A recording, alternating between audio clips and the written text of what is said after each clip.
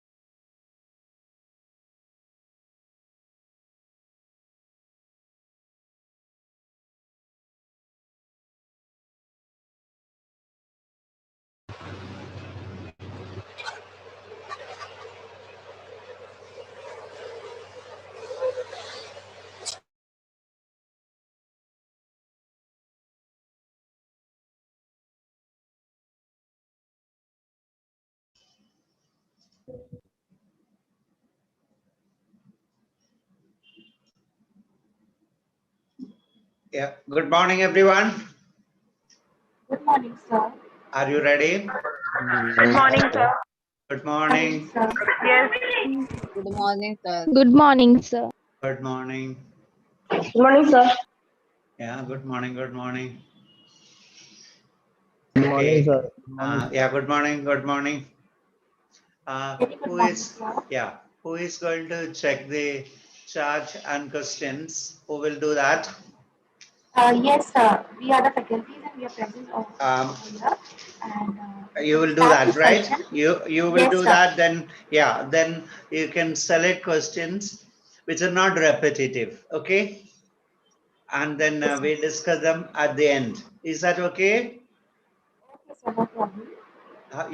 You heard me what I said? Yes, yes, sir. Everything is Okay, clear. yeah. You can one of you can note down the questions and then um, ask or we discuss at the end. Yes, sir. Sure. So can we start the session, sir? We have Ms. Afroza Zawale from TY BWOC. The participants are welcome, and may I now request Ms. Afroza to kindly introduce the esteemed speaker to all the participants. Thank you, ma'am. Very good morning to one and all on our day one of budget analysis series. We know how important it is to understand our economy, and the most crucial aspect of economy includes the annual budgets, of course. But do we quite understand the various enumerations of a budget and what they really mean? This is what our today's session is about. A very warm welcome to our today's speaker, Mr. Shashi Panikar sir. He is the founder and the president of the Economics Club Mumbai since 2001. He has also worked at Interactix Limited, UK as India advisor, wherein he established contacts with leading Indian universities and management institutes and in business circles and financial institutions. He has wide experience in teaching in India and abroad. He has also worked as lecturer, senior teacher at Ministry of Education, Sokoto State, Nigeria. At present, he is actively involved in the working of the NGO, the Economics Club Mumbai, whose mission is creating leaders in economics. He has completed his BA MA in economics from University of Kerala and MPhil from University of Mumbai. He also holds a PhD in economics. Some of his various specialities include training education institutes on the use of technology in classrooms, consulting schools and colleges in the area of teaching and learning, organizing international study trips to top universities for students with social sciences background. With this, I would now like to pass over the mic directly to Shashi sir himself. So over to you, sir. Yeah. Uh, Thank. Sir, before that, we have our principal, Dr. Himanshu Davla, sir. Himanshu, sir. Yes, madam. Yes, sir. Please Yes. give some Yes, words to yes, our sure. participants. Yes, definitely. Good morning, everybody, and a warm welcome to you, Panikar sir, for spending your time to the morning addressing our students. In fact, it's totally inappropriate to me in between uh, joining, but on behalf of the management of Hindi Vidya Prachar Samiti, on my personal behalf, on Department of BWOC, and also on behalf of all my students, sir, thank you so much for giving your time, being present here, and giving us an enlightenment over the Indian Union Budget 21-22. February is a month of budget, but Corona has changed the whole dynamics of a budget of um, starting from a budget of a common house to a parliamentary house. Nevertheless, sir, we are looking forward to your expert comments. And Soni madam, a well-planned activity for the benefit of the students. So kudos to you and your colleagues. And we are looking forward to have sir's address. So thank you everybody for coming today. Sir, the stage is all yours. Yeah. Thank you very much. Let me begin by thanking all of you. My sincere thanks to the Principal Engineer College, Dr. Usha Mukundan, and Dr. Himanshu. Dr. Himanshu, you are in charge of the BWOC? Sir, I'm the in charge principal, and Yes, sir. Soni madam is a coordinator for the BWOC program. Okay, okay. Sir, All Usha right. ma'am is the director Yeah. now. She is the Madam director was, now. yeah, she's a former principal and now has joined the management side as a director of academics. Oh, okay, that's right. That's right. Okay, all right. Thank you very much. I welcome all of you to today's discussion on the union budget. Let me thank you once again for giving me an opportunity to talk to the students and faculty members of the BVOC department of Jhunjhunwala College. Yeah, we are going through a very difficult time. In fact, nobody expected this kind of pandemic. I was reading actually a notice in our society buildings notice board that was posted in the 3rd week of February last year. And the secretary's notice says there are 16 cases of corona infection in India, in Delhi. So all should take care. Okay, take care. It could be, there is a warning from the doctors and health ministry and so on. 16 corona cases in India. That was a year ago. So how things have changed, how difficult these things have become. Now we look into all those aspects and its impact on the Indian economy. Now, I have just a few images on the pandemic here. Now see, before I go, look at all these images. We still remember thousands and thousands of migrant workers moving from walking, even in fact, traveling on foot and bus and trains to their native places. People are getting infected, policemen and municipal workers having a very tough time, making people understand the importance of having a mask and keeping social distance and so on. Then large number of people, especially in the unorganized sector, lost their jobs. We were in great trouble by the first quarter, that is April, May, June. I just play a small video to understand the seriousness of pandemics.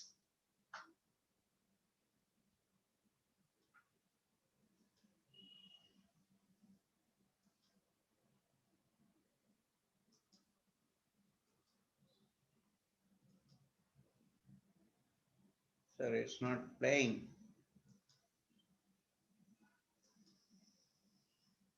Yeah.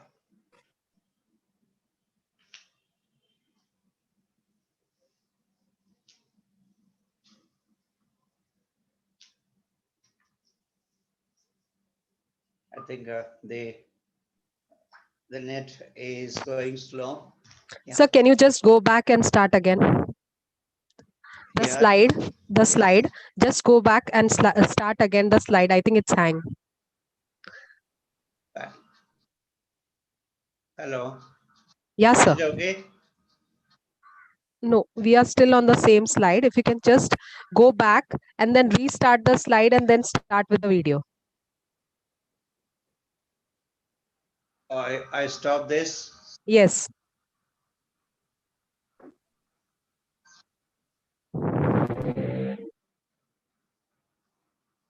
It got stuck.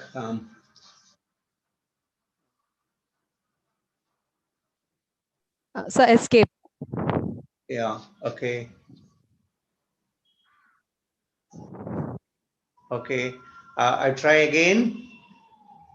Yeah, it is still showing the same slide, sir. You have to press escape to go back. Let me see whether it's playing. No, sir, you stop the share screen. Achha, okay. First you stop and then you restart the share screen. Okay, I will leave that and proceed. The screen, you can see the screen? Yeah, we can see that the same first screen with all the pictures. Yeah, all right. Okay, that was, see, that was a small video on pandemic. And I'll tell you brief it is, and just, I think maybe because of internet, not playing very well. And the pandemic is about, see, it says that if you were born by early 20th century. And first, we had First World War, millions died.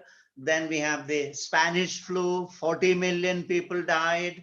Then you have the Great Depression, where people lost the jobs. A lot of people lost the jobs in Western countries. And then the Second World War, 60 million people died. 60 million people died, including 6 to 7 million people from the Jewish community.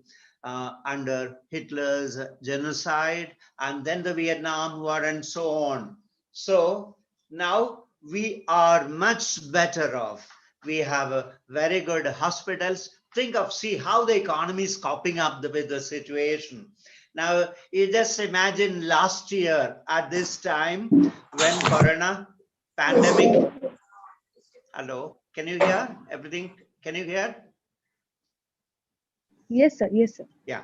So last year in February, March, we didn't have a mask. We didn't have kits for doctors and medical workers. We didn't have hospitals to check the virus infection. Remember, we had just one place, one virology institute in Pune, which was checking the samples coming from all over India. How the economy has changed, how India has changed in the last 1 year. Now we have everywhere, you can have facilities for checking the virus, even the airports, everywhere. And we have become self-sufficient in the production of masks and kits for the doctors and so on. We are exporting them. So the economy is coping up with the situation. Now, what people are now complaining is that I can't wear the mask. I cannot wear a mask. See, imagine what happened during the last 200 years. Exactly 100 years ago, 40 million died of Spanish flu.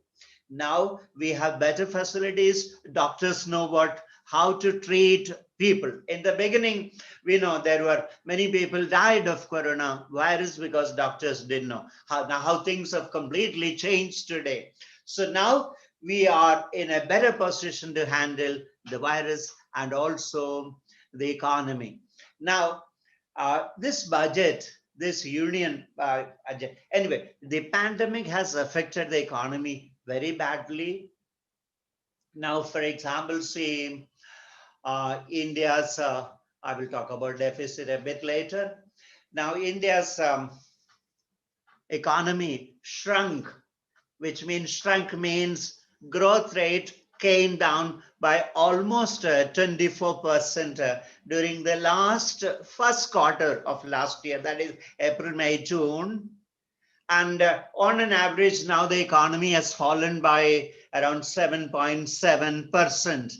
So the impact is very huge. Large number of people lost their jobs. So before I go into the impact of economy for students, for freshers, we just see what is budget.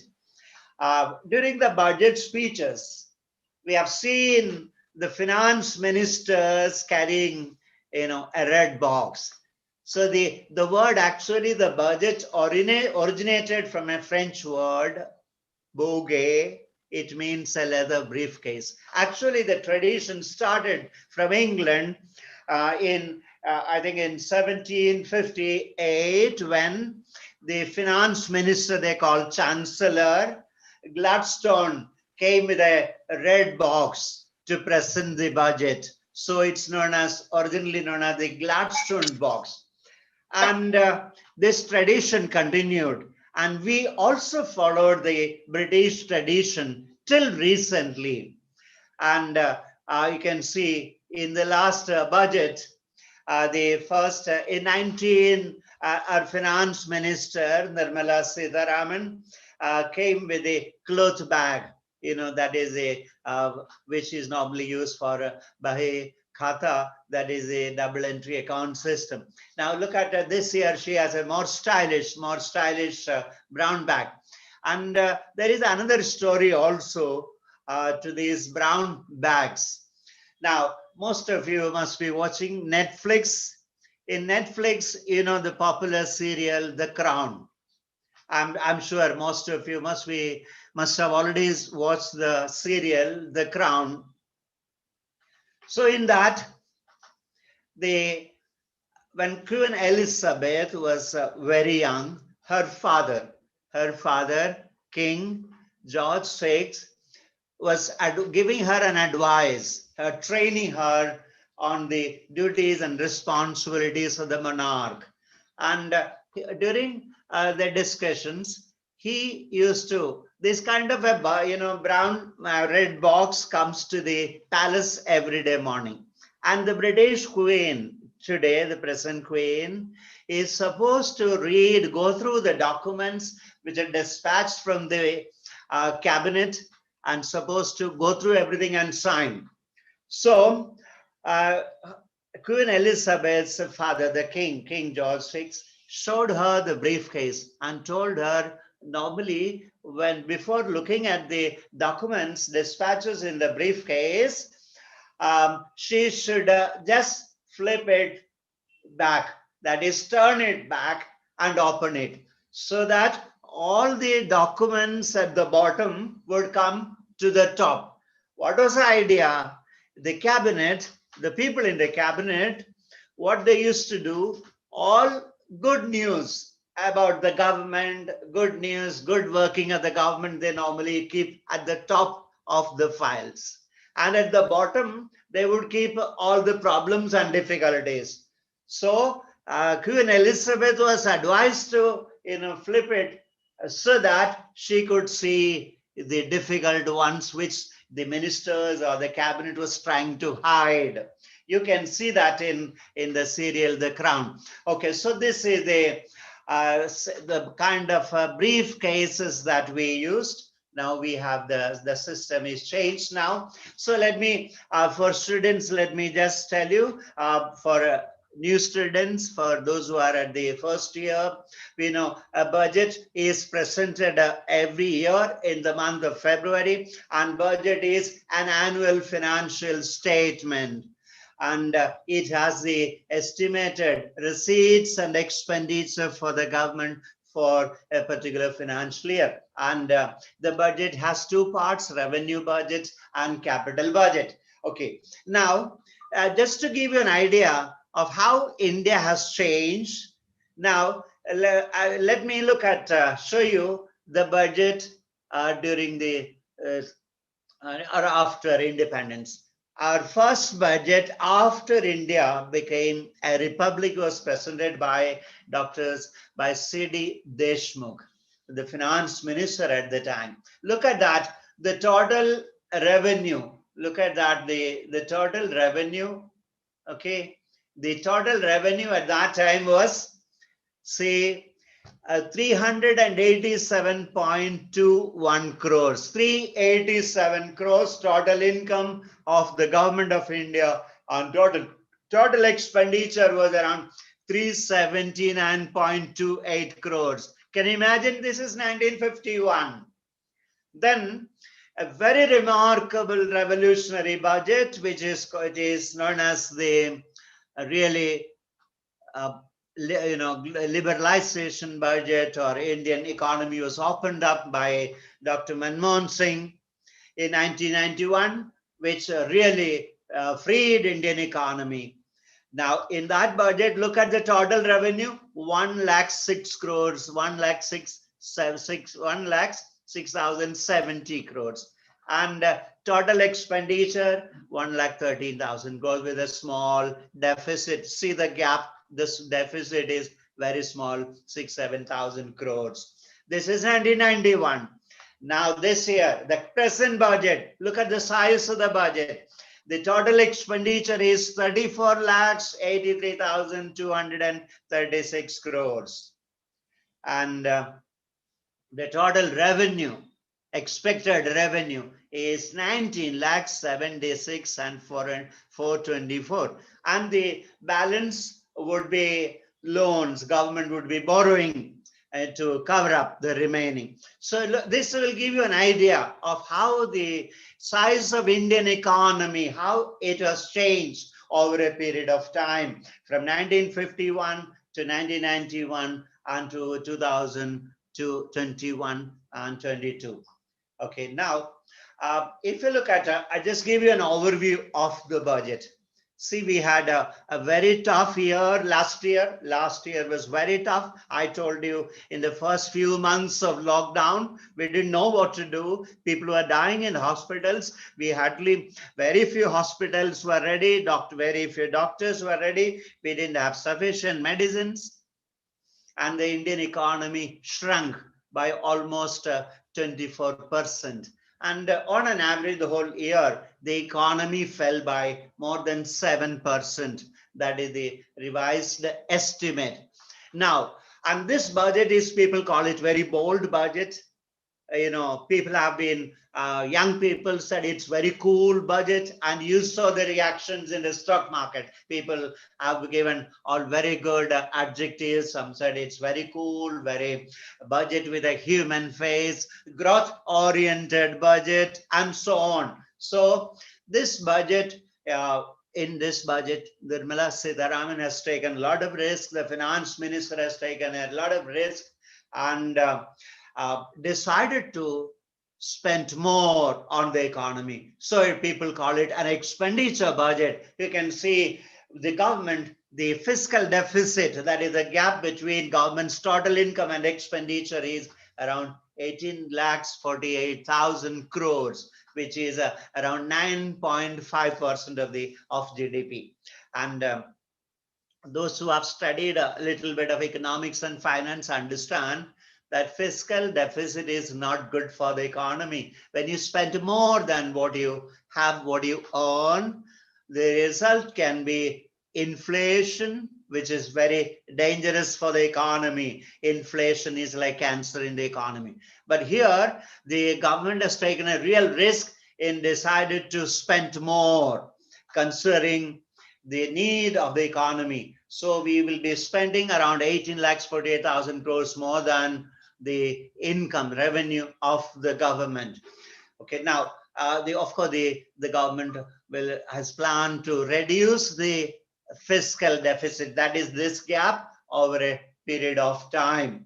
Okay, so one important aspect of this budget is that there would be a big increase in capital expenditure. You know, in a budget, there is something called revenue expenditure, which is for the day-to-day running of the government.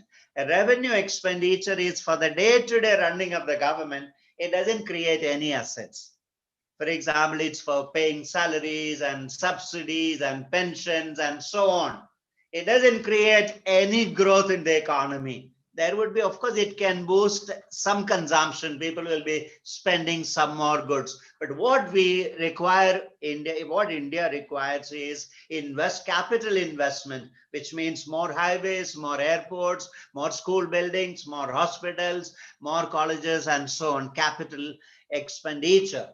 So this budget, one important aspect of this budget is a big increase in the capital expenditure of the government. For example, now the government plans to spend 5.5 lakh crores of capital expenditure, which is more than around 34.5% more than last year's budget estimate. And this is aimed to boost the economic growth, increase the economic growth in the country.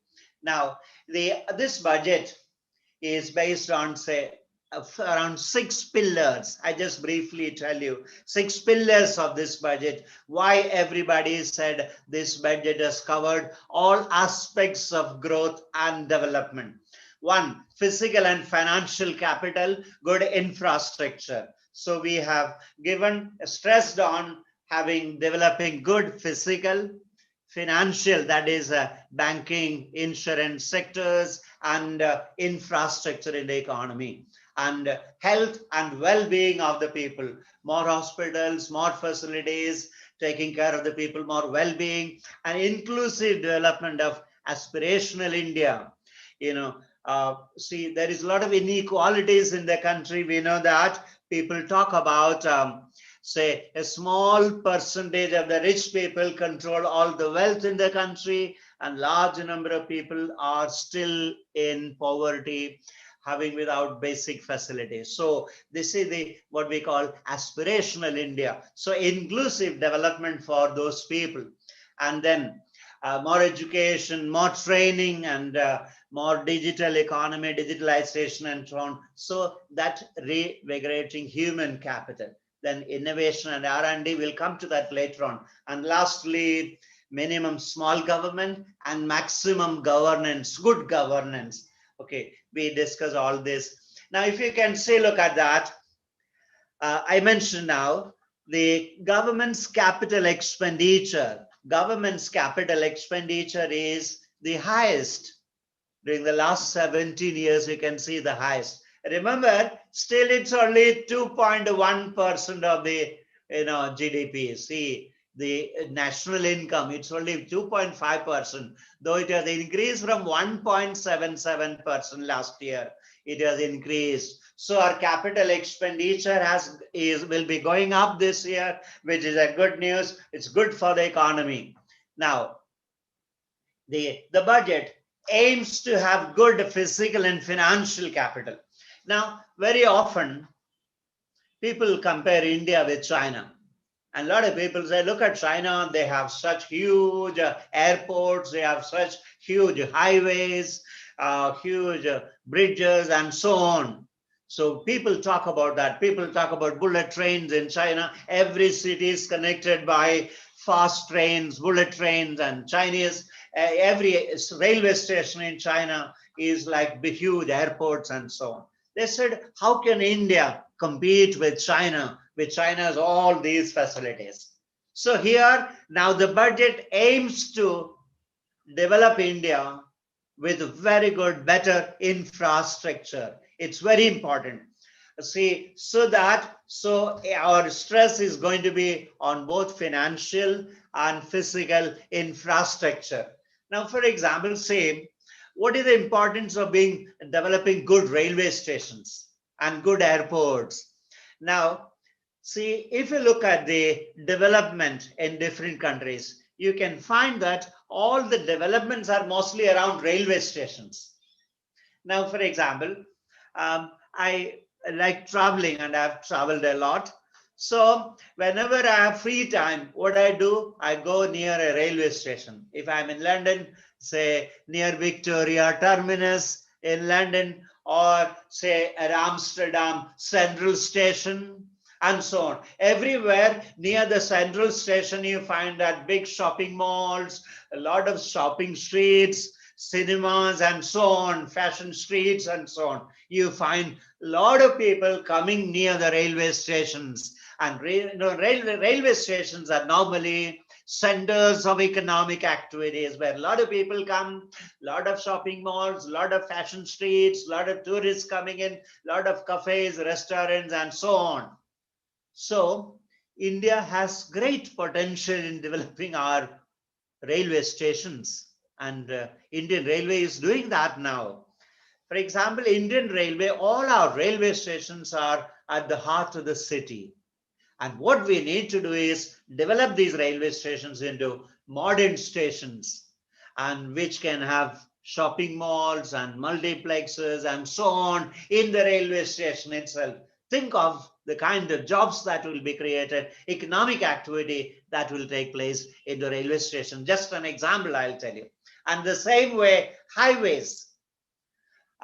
Say, the first expressway, good highway, it was developed in India in the 90s, late 90s. And say, it was Nitin Gadkari who was the PWD Minister of Maharashtra state at that time. He is a man with a vision. It was his idea to connect Mumbai and Pune with an expressway. And the result is, it took 5 years to complete, but the result is now huge development from Mumbai to Pune. You can see the development all across from Navi Mumbai to Panvel to Pune. What kind of development that has taken place after we developed the expressway. So now there's a huge highway development taking place, and there is sufficient allocation for development of infrastructure in the country. So here, sorry.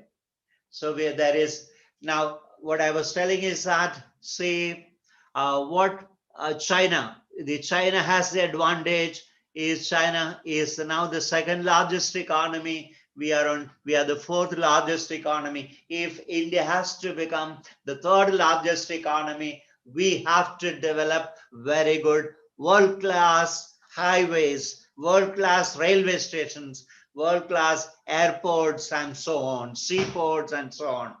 So there is good investment here, government good allocation for setting up these infrastructure. Now the question comes very often where the money will come. Now here also the government has planned massive monetization of resources, which means we have a lot of assets lying all around. Like for example, land in the heart of the city. Say for example, Western Railway has many acres of land in Churchgate, not being utilized properly due to lack of vision. So if that land could be developed, it will result in a lot of income for the government and a lot of activities could develop. So this is what we mean massive monetization of assets. And we will see a lot of privatization and IPOs this year. One big IPO would be IPO of Life Insurance Corporation, one of the biggest corporations in India, and IPO is going to come this year. All this would raise funds for capital investment in the country. Now, the idea is to increase the scale of production. What do you mean by scale of production? You know, we right from after independence, we have been talking about small industries, small business. India is a land of small shops and so on. Now that if we have to compete with the global economy, compete with the manufacturers in China, Japan, and elsewhere, we need to have global scale. Scale means we need to have bigger factories. We need to have big highways, big railway stations, big seaports, and so on. So this huge investment that we have planned for the capital sector would help in increasing the scale. For a simple example, I'll tell you, for a very long time, India dominated the world market in textiles. Even before the British came, you know that the whole world in a cloth market was dominated by Indian companies. And this happened, this is still the Second World War, Indian companies dominated the world market. Gradually, due to several problems like maybe trade union problems or lack of scale, we had small textile mills and handlooms where few people working. And India lost out to China. And recently we lost out to small countries like Cambodia, Vietnam, Thailand, Sri Lanka, even Bangladesh in textile exports. What really happened is they expanded the scale. They set up big ready-made garment factories, whereas the companies in India were a small size. I was reading in China, say more than 90% of the companies manufacturing garments, ready-made garments, they employ, now more than 90% of the companies employ more than 200 people. In India, around 90% of the companies employ less than 10 people. So you can understand the size, the small size of the operation. Now this is going to change now. This will change soon. We are now setting up textile parks across the country. So in the next 2-3 years, whatever disadvantage we have now in exports and manufacturing, we hope to change that, especially in the field of textiles. So, which means Indian industries will be more competitive in the world market. Okay, then second most important thing, what happened was that during the pandemic, especially during the pandemic, we found that our healthcare system was quite inadequate to meet challenges.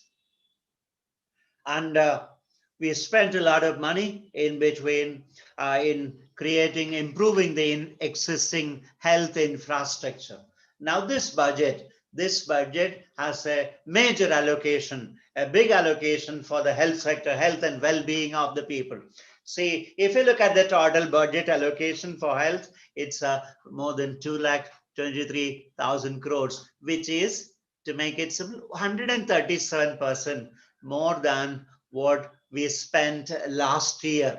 So especially programs like Atmanirbhar Swasth Bharat Yojana and so on will get a lot of allotment. So we are going to focus on the health, that way, health and well-being. So that's what people said, this budget is a budget with a human face. Especially we have a lot of programs being set up for the 112 districts which are poor, facing problems, a lot of problems of poverty, problems of Naxals and so on. It's because of poor economic development, poor health facilities and so on. So a lot of programs for those aspirational districts. Okay, then the aim is to develop our entire health sector, both primary, secondary and tertiary health systems. And we will have many new aims. All India Institute of Medical Sciences, many virology institutes would be coming, national institutions will be coming. I mentioned earlier, when the virus came, attacked India, we had one place to test the coronavirus. So now there are many places, and during the year, we'll be setting up more virology institutes of national importance. And if you look at the tax, everyone was happy. Why? One reason why stock market went up. There were no new taxes. If you look at the tax side, there were no new taxes in this budget. And the only thing is that they said no more new taxes, and people above 75 years of age need not file income tax returns and so on. So no more new taxes. So people call it's a budget, very rarely a budget without tax, without additional taxes. It's a very rare thing. People thought that there would be new taxes for new COVID tax will come, and a lot of speculations were there. Income tax rates will go up, GST rates will go up to finance COVID, to fight COVID. So there's nothing of that. Everybody was happy about that, and you saw that in the stock markets. Okay, now say one reason why Indian companies always, we were behind many Western countries and even China in innovation. Very often, we know there are many Indian scientists, and medical professionals, finance professionals in Western countries, especially in the United States now, they're holding very good positions. In fact, some 40 countries, senior positions, including in the government. For example, in UK, their home minister, their finance minister, they call chancellor, finance minister, they're all Indian born. Preeti Patel is their home secretary, which is a home minister. Finance minister is a Indian born. Narayan Murthy, son-in-law, and so on. So in many countries, in America, the vice president has Indian roots. So worldwide. But people always ask, why can't we innovate? Why can't we create a Google in India? Why can't we have a Facebook from India? Why can't we have a Twitter from India, and so on? One reason was we always spent very less on innovation, on R&D. R&D was not, research and development was not very important. And this budget, if you see, will change everything. Now, this budget has a lot of importance given for innovation, research, and development. Now, if you ask me what kind of jobs you can get in the next few years' time, of course, nobody can predict. Like, for example, most of the highly paid jobs today did not even exist 10 years ago. 10 years ago, there was no data analyst, there was no Facebook. Facebook was there, but very few people knew about it. There were all the kind of jobs that we have did not exist 10, 12 years ago. Now, in the future, what we predict is most of the jobs will be in data analysis, in computers and digital technology. So we are going to spend a lot of money on digitalization. For example, see this budget or the first budget in India, which is paperless. Nirmala Sitharaman just came, read out her speech from her iPad. Look at it. And all these years we used to, the finance minister would come with the budget papers. Budget papers would be printed and distributed among members of parliament and so on. Yeah. And see, this is the year of the census, 2021, our census. And our census is going to be on digital mode, which means people who come in the coming days, people will be visiting your homes to collect data regarding the family, their education, employment, children, and all that. This time they would be coming with their laptop or coming with their iPads and so on. So we are going to, there's a big push for digital, all kinds of digital payment. There's tax concession for companies having digital data. So which means now you have your future jobs will be in digitals, in computers, and those who can set up good websites, good data analysis, all that will be, artificial intelligence. All these areas are going to give you good opportunities.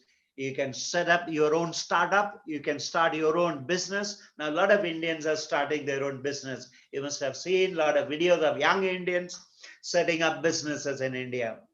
There are many of them. They don't rush to America immediately after their education in India. Many of them now setting up their own business. So startup, there is a startup, government is trying to strengthen the startup ecosystem. The startup ecosystem. Now, for example, see, Bangalore has become #1 in startups in the world, which was #3. Right now, Bangalore city has become #1 in startups. So which means India is moving towards a startup economy where people will be setting up their own business rather than looking for job elsewhere. So we will be looking, people will be creating jobs and they will not be seeking jobs very soon. So all this, look at the budget for a lot of things, an ocean exploration and so on, see, and a lot of opportunities to learn computers, everything, and even local languages. And budget is only an intention. The government wants to do certain things. Lot depends on how the budget is implemented. Now, it so happens that most of the time, a lot of money is allocated in the budget, in the central and state budgets, and you find that the politicians and the bureaucrats, the politicians, the ministers lead, and they do not plan the expenditure. And then what happens in the month of Jan and February, they rush, oh, there is so much money pending. Oh, so much money in the account we have not spent. And you find that like in Mumbai, in many cities, people start digging the roads in the month of February to give new contracts. See, look at the lack of ideas or leadership among our political leaders. During the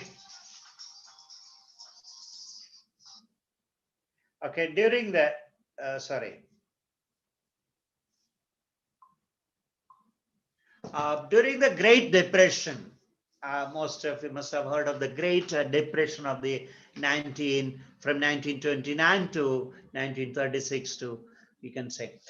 During the Great Depression, people lost jobs in America. Large number of people lost their jobs and nobody knew what to do.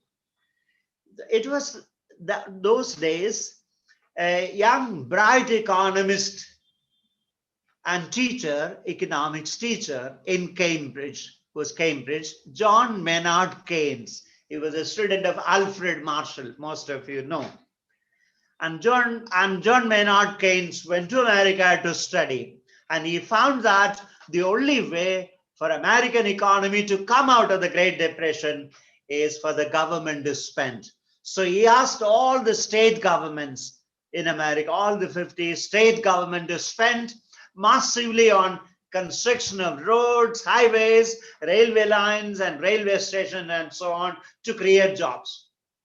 In some states, people wrote to Keynes and said, "Sir, we already have highways, we already have railway, they call railroads, railway lines, railroads.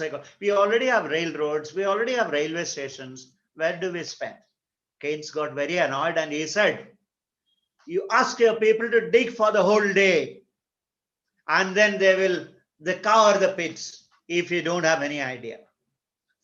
And that's how Keynes replied to the political leaders in America who didn't know what to do with the money. And the same thing happens in India very often.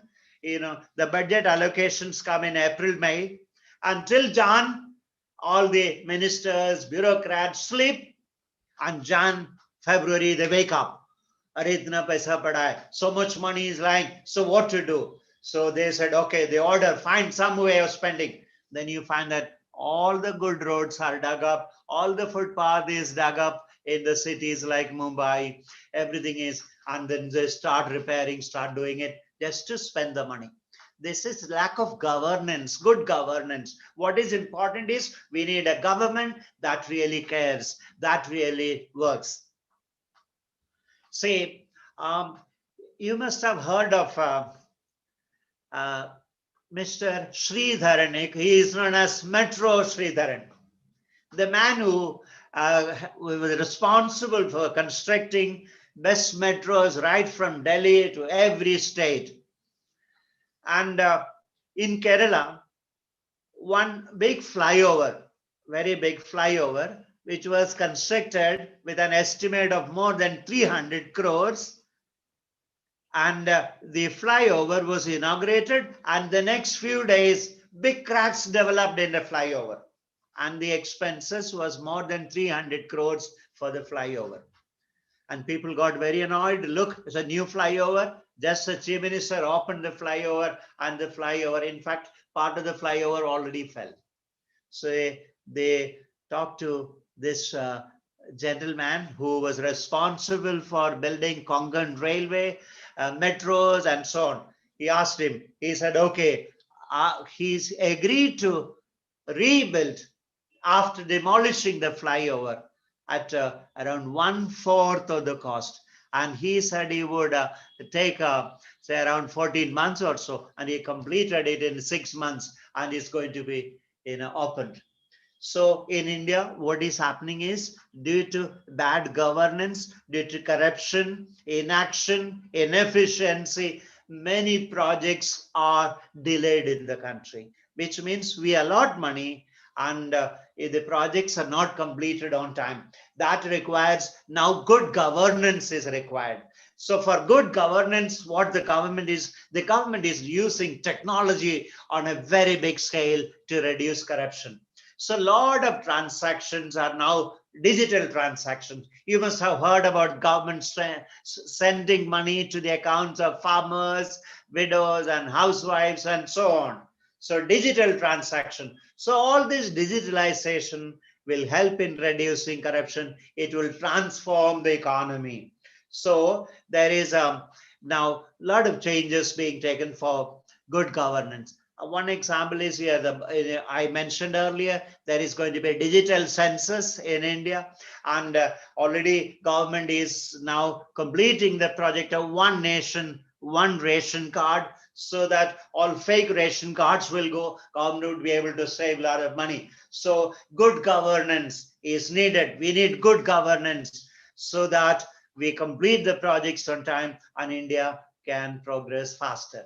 So the budget also has allocations for affordable housing, and then again a lot of stress on rural development, on rural infrastructure, connecting the mandis, the markets through electronically, we call enam, to all these markets, make it transparent, competitive, so where the farmers should be able to sell their produce anywhere. And again, lot of stress, major allocation for the Jal Jeevan Mission. Water is going to be a major issue in the coming years. People will be fighting for water. We are already facing shortage of water in many places. Now, a big allocation, 2.8. We are going to spend 2,87,000 crores for this water mission, Jal Jeevan Mission, which is a major thing. So a lot of investments in the rural sector. Now, see, a lot of opportunities for people who want to start their own business, especially refrigerated transportation. Now look at that. For example, see, we are now started vaccination on a massive scale. Almost more than 1 crore people already vaccinated. In the next stage, that is from 1st March onwards, and some 30 crores of people are going to be vaccinated. Imagine 30 crores of people. That is almost like America's population. America has 35 crores. Germany has 7-8 crores of population. France, 6 crores. And that means we need refrigerator vans to transport these vaccines to nooks and corners of the country. Imagine we would require lakhs and lakhs of refrigerated vans, and the government has gone completely tax-free. Now, if you start a business on refrigerated transportation, on cold storages, it's going to be completely tax-free business. So that's a great thing for rural development and new opportunities. I already mentioned earlier, it's so important to have good highways. Now, see, the Indian transport sector is now changing. Luckily, we have, I must mention the names of the 2 ministers that we. One is Nitin Gadkari, who is doing a wonderful job in developing new highways. And now we are now constructing about 28 kilometers of highway per day. And China is constructing about 40 kilometers of highway per day, which means we need to still work harder. But our record was 10-11 kilometers of highway per day. Now we have reached there. So more highways are being developed. And very important thing to say, there's a Mumbai-Delhi industrial corridor, Mumbai-Bangalore industrial corridor, and Eastern. What is this industrial corridor? New highway with railway lines coming up from Delhi to Mumbai. Very big highway. And all along the highway, there would be development of small cities, markets, supermarkets, and resulting in the creation of jobs. And new metro lines, a complete modernization of Indian railways, many new modern stations coming up, new ports coming up, and so on. Okay, then again, government is doing a lot on the power sector now. A lot of stress is on renewable energy here, and finance. Now here there will be FDI, foreign direct investment. Foreign direct investment is good. It's permanent. It will not go. Like any foreign company setting up business in India, the money is going to remain here. But whereas when people invest in the stock market, we call it hot money. It will only temporary. But any investment in the sectors that is FDI, foreign direct investment, is good. It will remain. So to attract foreign direct investments, we are now increasing the limit for foreigners to invest in the insurance sector from 49 to 74%. There are many companies from Japan and other countries are waiting to enter into our insurance market. That will generate a lot of capital. So government is also going to have privatization, disinvestment, disinvestment of many companies, BPCL, Air India, Shipping Corporation, Container Corporation, and so on. There's always a lot of criticism on disinvestment. Some people say, oh, we are selling the family silver and so on. But the thing is that now we have to demonetize. We need better highways, we need better airports, better railway stations, better healthcare, better schools and colleges. So the only way to raise funds is not by taxing people. Our taxes are very high. We can't tax people. What is the best way is to privatize through disinvestment. We can mobilize funds, and the government has taken very bold steps towards disinvestment, and it's expecting a lot of funds coming from the disinvestment. And you will see a lot of IPOs of LIC, IDBI Bank, and so on. And in the field of education also, more allocations, more Sainik schools, and there is most importantly a higher education commission for accreditation, for standard syllabus, regulation, funding, and so on. I'm not going into details of that. See, a lot of changes going to take place in the education sector. A lot will be digital now in the future. And main thing is the higher education commission being set up.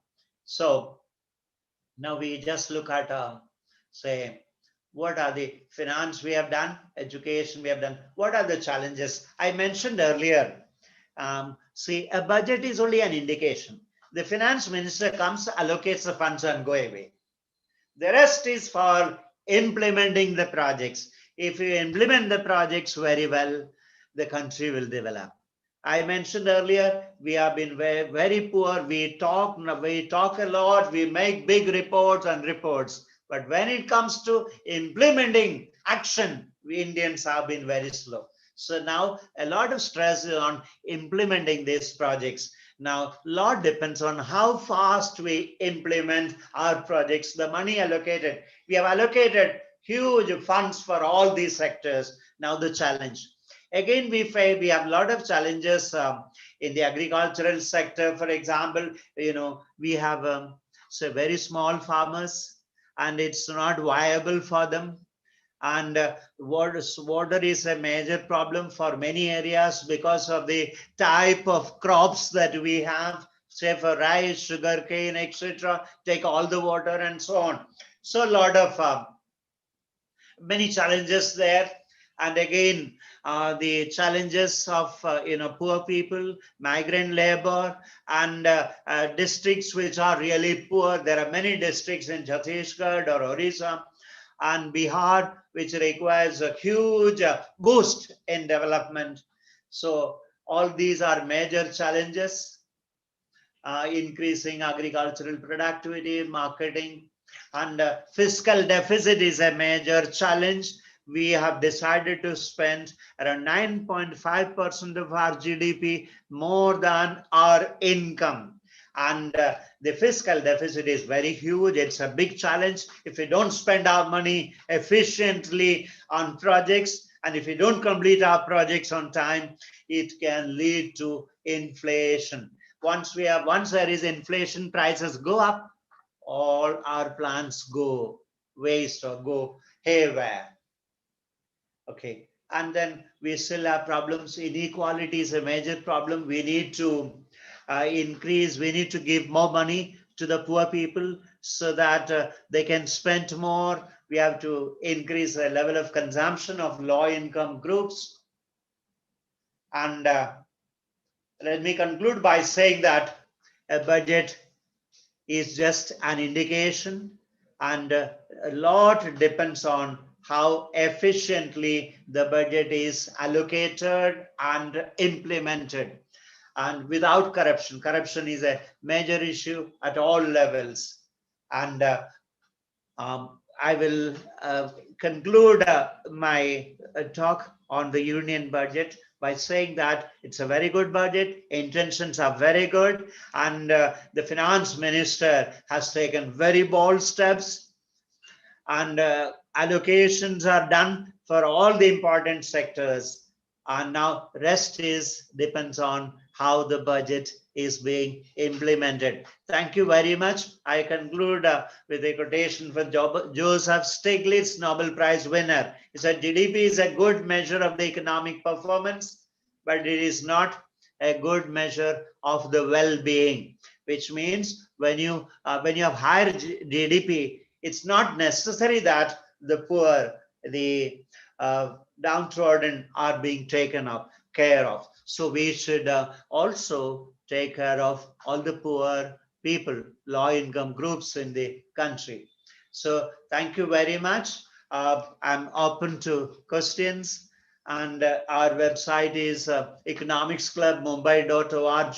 This is my email, my telephone, and those who are interested in looking at various budgets, you can see the Government of India site on budget, India Budget Archive. If you search India Budget Archive, you can compare, you can study how far. I told you from 370 crores, now we are talking of 34 lakh crores of expenditure, how the country is moving.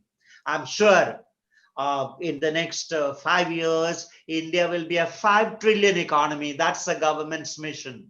I'm sure even in another, by 2030, India can become even a 10 trillion economy. 1 trillion is 1,000 billion. You know, American economy is currently around 18 trillion economy. American economy is 18 trillion. So India can become a 10 trillion economy in the next 10 years time. Okay, I wish you all the best. Thank you very much. I'm open for questions now. Thank you, sir.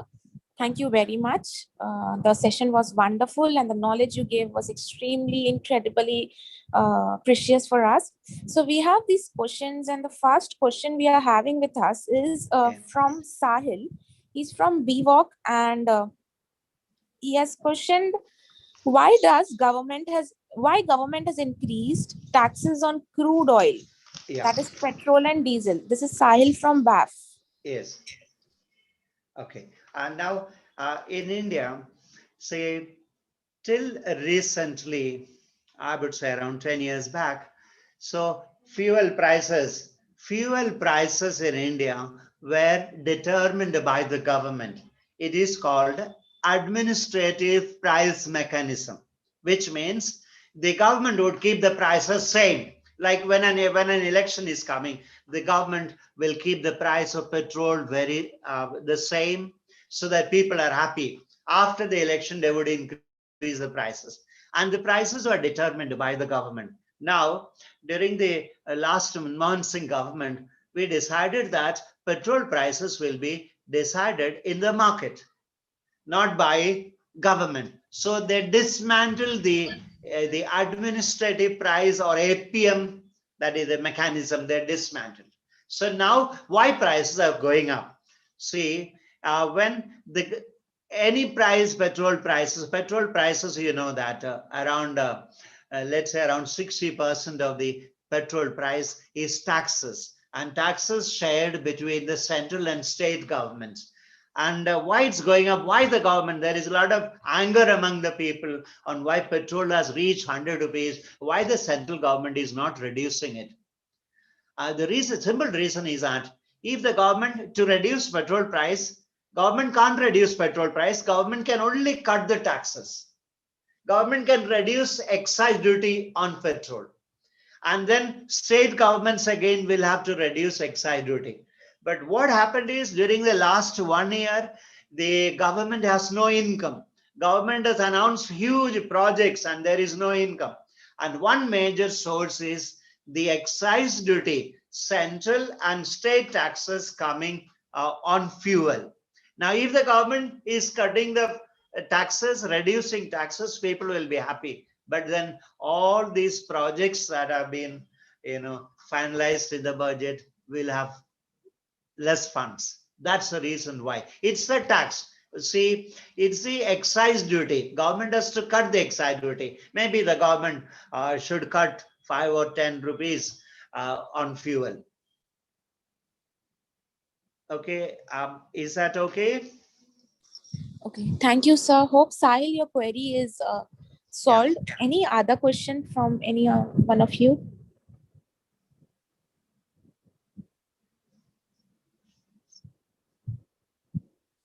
There seems no question, sir. Let's wait for a minute. Yeah. Okay. There is a question here, sir. If crude oil, yes. Yeah, there is a question.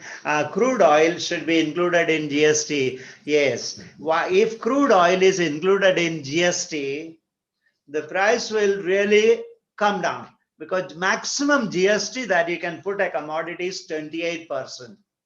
14 for the state and 14 for the center, 28%. Right now, the tax on crude oil is something like 50-60%. But the problem is, when GST was implemented, the state governments wanted certain commodities. One, fuel, and second, alcohol, to be excluded from GST, so that whenever the state governments need money, they can put tax on oil, on alcohol, and so on. So state governments are not going to agree on this, but it is a good proposal. It has to come in the future. Now, Finance Minister said she is ready to talk on this. If GST comes, fuel prices will really come down. Thank you, sir.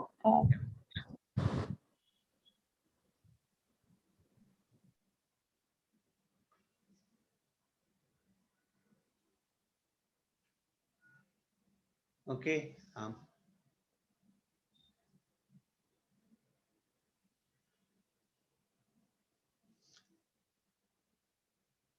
Any other questions? So we conclude here. Yes, sir. There seems no query from any. Okay. Yes, sir. Once. Yes, sir. There is a question. We Okay. have. Okay. There one is from- okay. There is something from Mirza Sahil. Okay. And that is, sir, why government is not giving government job? Okay. No. Okay. No money. What government is with? He is looking for a government job. Now, remember, in the future, government jobs will be less and less. The Prime Minister said very clearly in the last 2 days, it is not the job of the government to run businesses. Earlier, in the olden days, okay, before election, government would appoint people in banks and government companies and so on. Now, gradually, we'll have less and less government companies, and that's why disinvestment is coming in. Disinvestment coming in. So, which means now you have to look for a job in the private sector, or you have to start your own business. And in India, is now becoming the best place to start business. And there are, look at all the new businesses that have come up. Look at Swiggy, for example. Look at all the companies that is coming up in the IT sector, in hospitality sector, and so on. Hundreds, lot of people being employed everywhere. Look at Ola, or look at Swiggy, and so on. So many companies coming up. This is the right time. Don't look for a government job anymore. Think of your own startup. That's the best. And you can, there are a lot of startup opportunities coming in transportation, in IT, digital sector, and so on. Now, look, simple thing is how, say, people setting up good websites. If you can set up good website, you make a lot of money now. So IT sector, a lot of opportunity. Don't look for a government job anymore. Yeah, yes, and there are a couple of questions here. Let me have a look at it. Okay, what correct steps taken by government to control inflation? Okay, now I told you inflation can be a real danger, because we are going to spend a lot of money in the coming years. And inflation, we can control inflation only if the projects are implemented on time. Any delay in projects by central government, by state government, can lead to inflation. So to control inflation, government has to control its expenditure. The government should not be tempted to spend more. That's it. So the government expenditure is very important here. Okay, Then next one. Okay, is inflation good or bad for the country? Inflation is always bad, but people say moderate inflation. That is, prices rising and moderately is always good for the economy. It will result in more investment, but inflation is bad for the country. Here, okay. What is your response to privatization? I support privatization because we need funds. We need, if India has to compete with the world, we need excellent infrastructure. And where is the money? We can't tax people. Now, people see, look at even petrol, the high duty on petrol. People don't like it. So where can we tax? We can't tax the people anymore. So where do we find? We have a lot of assets lying. Now, there are a lot of companies where the government need not run those companies. We can privatize them. We can get money from both Indian businessmen and foreigners. Use that money for creating world-class infrastructure. Okay, then inflation, okay, disinvestment. Yes, yeah, okay. High, this one, disinvestment is good. Yes. They're asking whether disinvestment is good, and disinvestment is good because that's only way to create assets. Now this year we have planned for capital investment of 5.5 lakh crores of rupees. Where the money will come? Only through disinvestment money can come. Privatization in the sense that it is not, we are not privatizing everything. We are privatizing certain industries which the government need not run. It can be run efficiently by the private sector. Say, for example, BPCL. There is no need for the government to run BPCL. No need for the government to run airports. So we can privatize a lot of assets. We call monetization of assets and get money for creating infrastructure, creating very good healthcare in the country and so on. We are not copying. Our privatization is very different from Western countries.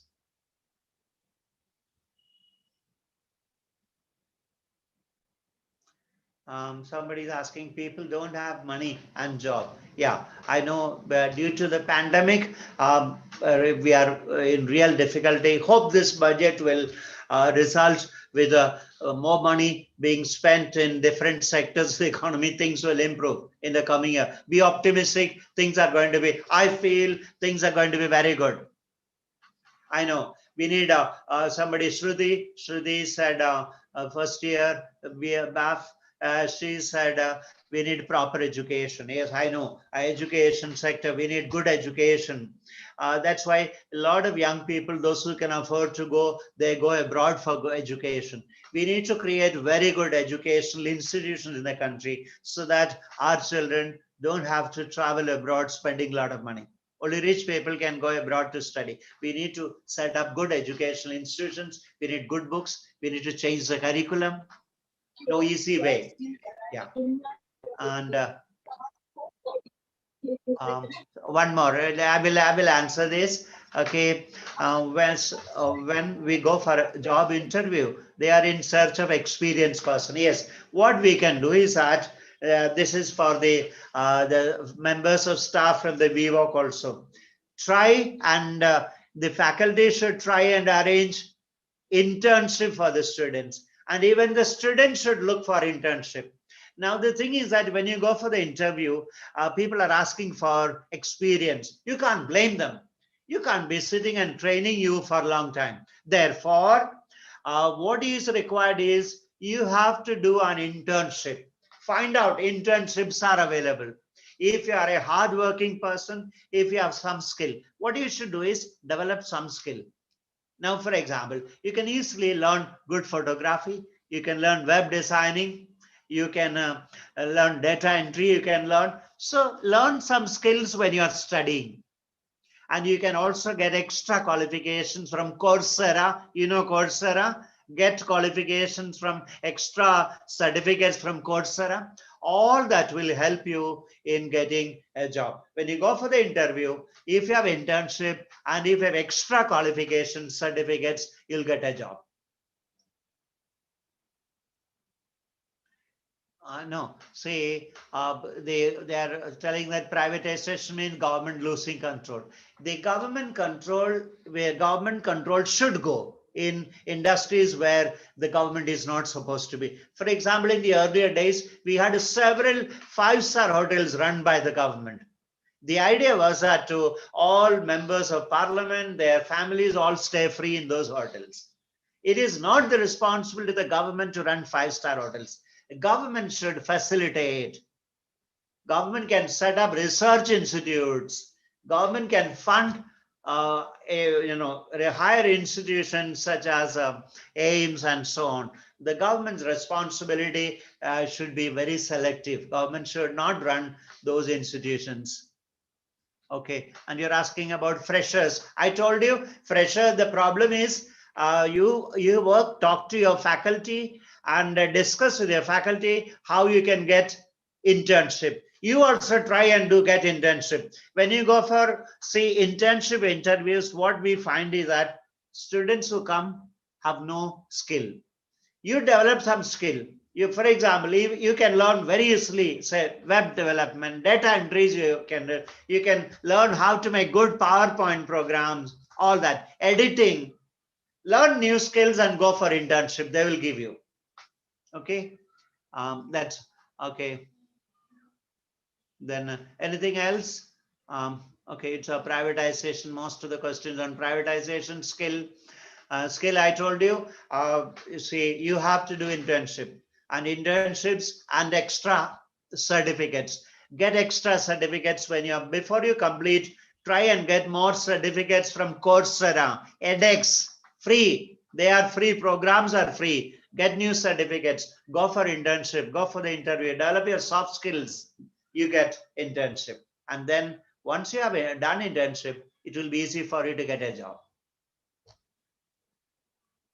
Okay, somebody has okay, how do you, if a student wants to do a career in economics, okay, if you want to do a career in economics, first of all, you should start thinking like an economist.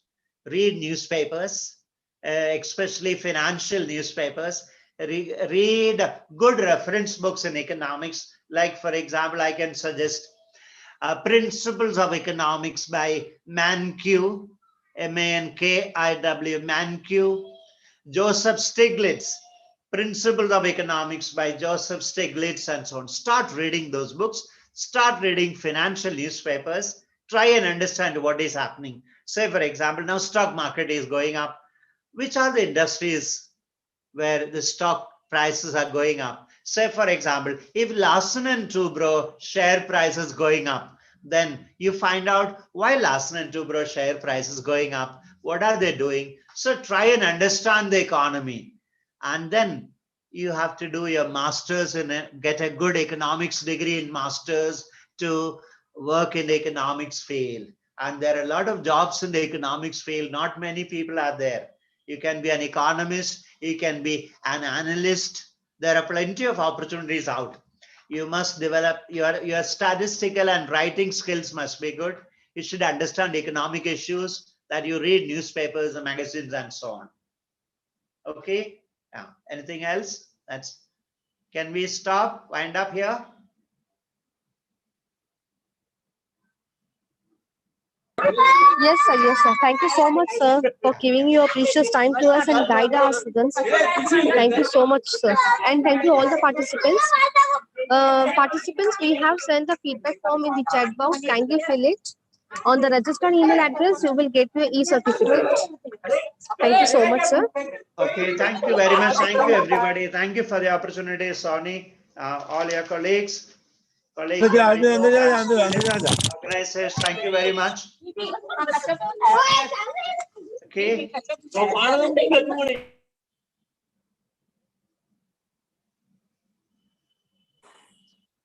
Yes, sir. Yes, sir. Yeah. Bye.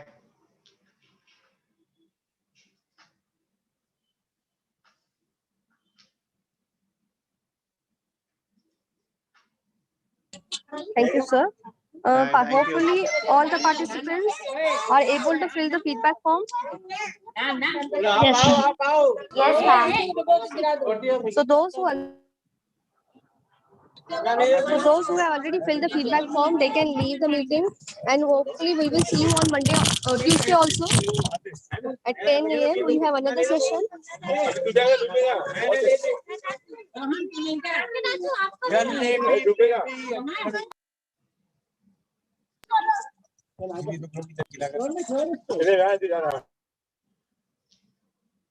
The students can fill the feedback form. The feedback form link is given in the chat box. Okay. Thank you so much.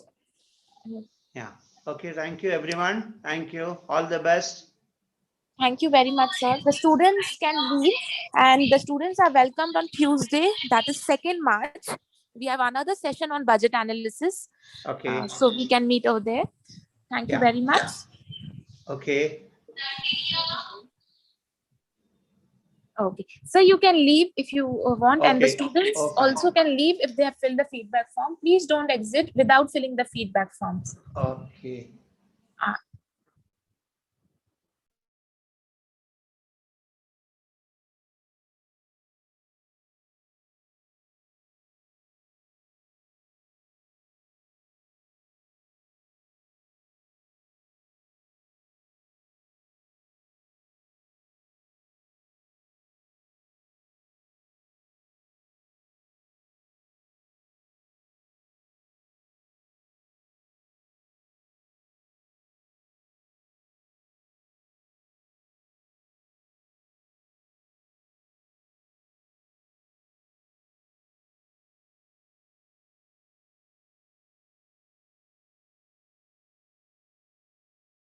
Yes, participants, again we have a session on Tuesday at 10 a.m.